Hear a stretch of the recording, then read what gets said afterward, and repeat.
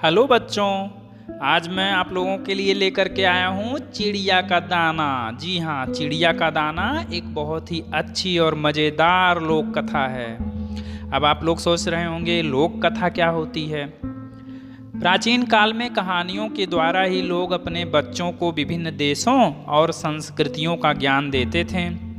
इन कहानियों में उस समय की स्थितियों और अनुभवों का वर्णन मिलता है। लोक कथा माने होता है किसी भी एक देश विशेष या स्थान विशेष में जो कहानियाँ जो है वहाँ के समाज में प्रचलित होती हैं, जिसके माध्यम से लोग जो है अपने बच्चों को विभिन्न चीज़ों को, ज्ञानवर्धक चीज़ों की शिक्षा देते हैं और लोक कथाएँ होती हैं। जैसे हम लोग भी नानी के घर जब जाते थे तो क्या कहते हैं, नानी हमें कहानियाँ सुनाती थी। इसी तरह से शाम जब होता था पहले के समय में, तो बाबा दादी और जो है मम्मी पापा जो लोग होते थे हम लोगों को कहानियाँ सुनाया करते थे। आज तो किसी को फुर्सत ही नहीं है, मोबाइल से ही आज समय और वक्त गुजर चुका है, वो सारा समय बीत चुका है। तो अब जो है ऐसी कहानियों को पढ़ने और सुनने का माध्यम किताबें ही हैं। तो आइए शुरू करते हैं। बहुत ही मज़ेदार कहानी है, उम्मीद है बहुत अच्छा लगेगा, बहुत मज़ा आएगा। चिड़िया का दाना। चलिए इस कहानी को शुरू करते हैं। एक दिन प्रातः एक चिड़िया दाना चुगने निकली। खेत में उसे मटर का एक दाना पड़ा मिला। वह उसे उठा लाई और बहुत खुश हुई। उसने सोचा कि डटकर भोजन करेगी, मगर फिर उसके मन में आया कि भोजन करने के पहले नहा लूं। वह नहाने के लिए नदी की ओर उड़ चली, मगर समस्या यह थी कि मटर के दाने को कहाँ छुपाए। इसे जमीन पर ही छोड़ दे तो चींटियां खा जाएंगी या कोई और पक्षी ले उड़ेगा। उसने मटर के दाने को पुल की मेड़ पर रख दिया और उसकी मरम्मत कर रहे एक बढ़ई से कहा, भैया जरा इसे देखते रहना। चिड़िया ने नदी से लौटकर बढ़ई से पूछा तो वह बोला, मैं तुम्हारा नौकर थोड़े ही हूँ, मुझे तो सरकार से वेतन मिलता है। तुम्हारा मटर का दाना गिर गया होगा। चिड़िया बहुत निराश हुई। उसे लगा कि दूसरे पक्षी भी अपने घोंसलों से निकल चुके हैं और उन्होंने उस दाने को खा लिया होगा। वह सोच ही रही थी कि एक सिपाही उधर से निकला। वह उसके पास गई और बोली, सिपाही जी, एक गरीब चिड़िया की मदद कीजिए, मेरा मटर का दाना कहीं गुम हो गया है। एक बढ़ई पुल की मरम्मत कर रहा था। मैंने उससे कहा कि दाने का ध्यान रखे, लेकिन उसने या तो दाना चुरा लिया है अथवा वह कहीं गिर गया है। सिपाही बोला, ऐ घमंडी चिड़िया, तेरी यह मजाल कि मुझे जाते हुए रोके। मेरा काम कानून और शांति बनाए रखना है, उसी की मुझे तनख्वाह मिलती है। तुम मरो या जियो, मुझे इससे क्या। चिड़िया को डांट पड़ी तो वह डर गई। तभी उधर से एक थानेदार निकला। उसने उसे रोका और सारी कहानी बताकर कहा, थानेदार जी, क्या आप मुझ गरीब की सहायता नहीं करेंगे। थानेदार दहाड़ा, तुम्हारी यह हिम्मत कि मुझे रोक रही हो, जानती नहीं मंत्री जी दौरे पर आ रहे हैं और मुझे सारा बंदोबस्त करना है। उन्होंने मेरे काम को पसंद न किया तो मेरी तरक्की कैसे होगी। तुम्हारा मटर का दाना खो गया है तो मुझे क्या। यह कहकर थानेदार भी चल दिया। चिड़िया सोचने लगी कि यह कैसा देश है जहां लोग इतने स्वार्थी हैं कि किसी और की समस्या की जरा भी चिंता नहीं करते। वह यह सोच ही रही थी कि उसे घोड़े पर सवार मंत्री आता दिखाई दिया। उसने उसे रोका और बोली, मंत्री जी, क्या आप मुझ गरीब पर दया नहीं करेंगे।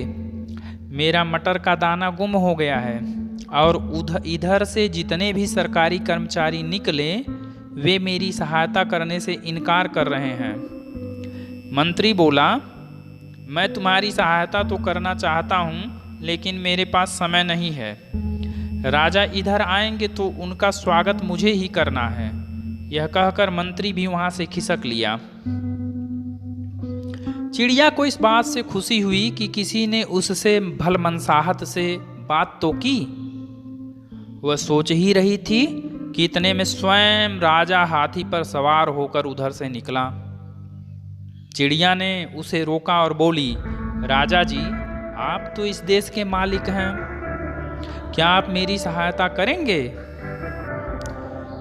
राजा को यह बात अच्छी नहीं लगी कि कोई छोटी सी चिड़िया ऐसी धृष्टता करे। वह तो अपनी प्रजा को दर्शन देने जा रहा था और चिड़िया उसे रोक रही थी। उसने चिड़िया की किसी बात का उत्तर नहीं दिया। राजा का अंगरक्षक चिल्लाया, हट जाओ, और राजा का हाथी चल दिया। अब चिड़िया को विश्वास हो गया कि कुछ नहीं हो सकता। वह सोचने लगी कि राजा से बड़ा कौन है। ऐसे क्रूर राजा के रहते मैं अपना मटर का दाना छोड़कर नहाने क्यों गई? सोचती हुई वह निराश बैठी थी कि उसने देखा एक चींटी जा रही है। उसने जाकर चींटी को सारी कहानी बताई। चींटी बोली, बहन, मैं अभी जाती हूँ। चींटी हाथी के पास गई और उसके कान में बोली, तुमने सुना ही होगा कि चिड़िया ने राजा से क्या कहा। मैं चाहती हूँ कि तुम राजा को चिड़िया की सहायता करने पर मजबूर करो, नहीं तो मैं तुम्हारी सूंड में काट लूंगी। हाथी ने यह धमकी सुनी तो राजा से बोला, आप चिड़िया की बात सुन लीजिए, नहीं तो वह मुझे काट लेगी। उसने मुझे काट लिया तो मैं आपको गिरा दूंगा। तब हो सकता है कि आपकी हड्डी पसली टूट जाए या आप गिरकर मर जाएं। फिर क्या हुआ? बच्चों, इस प्रकार से राजा अचंभे में पड़ गया। राजा अचंभे में पड़ गया, मगर उसके सामने और कोई चारा नहीं था। उसने तुरंत मंत्री को बुलाया और कहा कि वह चिड़िया की बात सुन ले। मंत्री थानेदार के पास गया और बोला, शांति बनाए रखना तुम्हारा काम है। क्या तुम नहीं जानते हो कि बढ़ई और तुम्हारे सिपाही ने चिड़िया के साथ क्या किया, और तुमने भी उसकी कोई मदद नहीं की? जल्दी से कुछ करो, नहीं तो नौकरी से निकाल दिए जाओगे। थानेदार सिपाही के पास गया और उसे डांटा। सिपाही ने बढ़ई की गर्दन नापी। बढ़ई गया और जाकर मटर का दाना ढूंढ लाया। अब चिड़िया ने खूब छक कर भोजन किया। इस प्रकार से ये कहानी यहीं पे समाप्त होती है। और इस कहानी के अंत में जो है कुछ अभ्यास के प्रश्न दिए हैं, बोध प्रश्न, और कुछ शब्दार्थ दिए हैं। शब्दार्थ देख लेते हैं। तनख्वाह, तनख्वाह मीन्स होता है वेतन।